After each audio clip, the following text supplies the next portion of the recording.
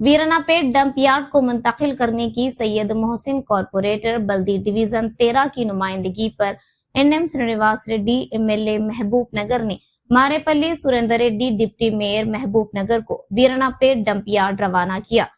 MLA की हिदायत पर सुरेंद्र रेड्डी ने बल्दी अमला के साथ डंप यार्ड का मुआयना किया। इस मौके पर सैयद मोहसिन ने बताया कि डंप यार्ड में कचरा जलाने की वजह से इसका मुजिर धुआं इलाके के घरों तक पहुंच रहा है, जिसकी वजह से इलाके की आवाम की सेहत को खतरा लाहिक हो गया है।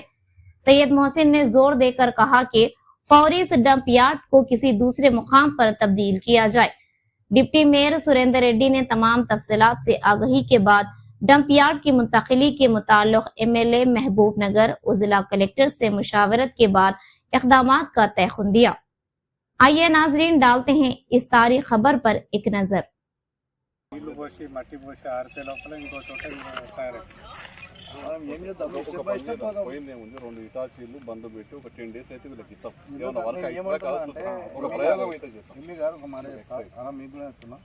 ఎన్ని పైసలు రోడ్లకు దానికి దీనికి బడ్జెట్ పోతాయి. ఈ జనాల ఆరోగ్యం కోసం మనం నీకు 10 days ఇటాచీలు బండ్లు ప్రొవైడ్ చేస్తాం. ఎన్ని బండ్లు కావాలి, ఎన్ని ఇటాచీలు కావాలి చెప్పు. దాంతో ఏం చేస్తావు, 10 days రిజల్ట్ చూద్దాం. ఆ 10 days రిజల్ట్ నీకు ఓకే అనిపిస్తే మనం ఫర్దర్ ఎక్స్టెన్షన్ పోదామా, ఏం చేద్దాం చూద్దాం. ఒక 4-5 దినాల మనకు అర్థమైపోతుంది. నెంబర్ 13 కు సంబంధించి మా కార్పొరేటర్ మోసిన్ గారు ఈ డంపింగ్ యార్డ్ 13 వార్డులోకి వస్తుంది. యాక్చువల్గా ఈ సమస్య 13 వార్డు ఒకటే కాదు, ఈ మహబూబ్నగర్ పురపాలక పట్టణం మొత్తాన్ని, అంటే ఈ మహబూబ్నగర్ కార్పొరేషన్ నుంచి మొత్తం నుంచి వచ్చే అయితే డంపింగ్ చెత్త ఏదైతే ఉంది ఇక్కడనే డంప్ చేయడం జరుగుతుంది. కానీ ఇది విపరీతమైన గుట్టలా పేరుకపోయింది. ఎన్నో ఏండ్ల గోలిగా ఈ డంపింగ్ యార్డ్ను యూజ్ చేస్తున్నారు.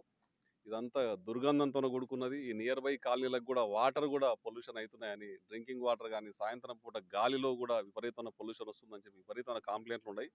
గత పాలకులు కూడా దీని మీద ఏం దృష్టి పెట్టకుండా దీన్ని మొత్తాన్ని గుట్టలు గుట్టలుగా వేరు చేసి వాళ్ళ పబ్బం వాళ్ళు గడుపుకొని వెళ్ళిపోయినారు. కానీ ఎమ్మెల్యే గారు కానీ మేము కానీ దీనికి పరిపూర్ణంగా ఒక సమాప్తం పలికి దీనికి ఒక సొల్యూషన్ తీసుకురావాలని చెప్పి నిర్ణయం తీసుకున్నాము.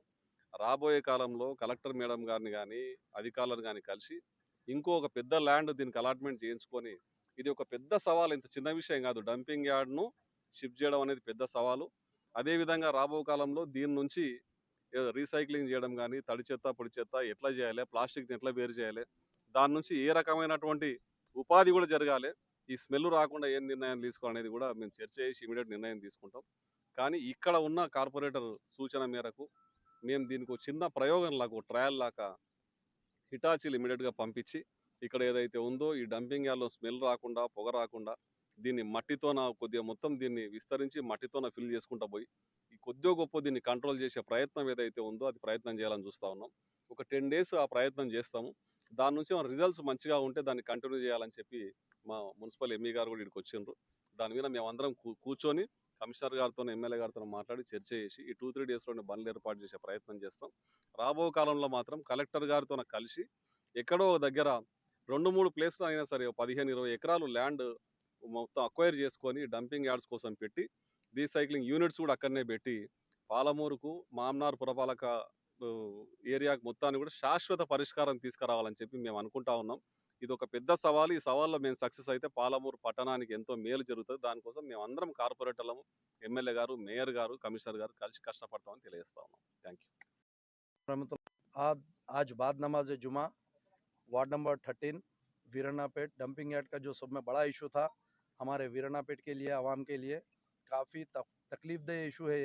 ये रोज़मर्रा का जो है धुएं का जो ऐसा इशू है, शाम होते कि धुआं आ जाता, मगर कई दिनों से इसको कंट्रोल करने की कोशिश कर रही हमारे डिप्टी मेयर साहब सुरेंद्र रेड्डी साहब, एमएलए साहब, मैं सबका शुक्रगुजार हूँ। और हमारे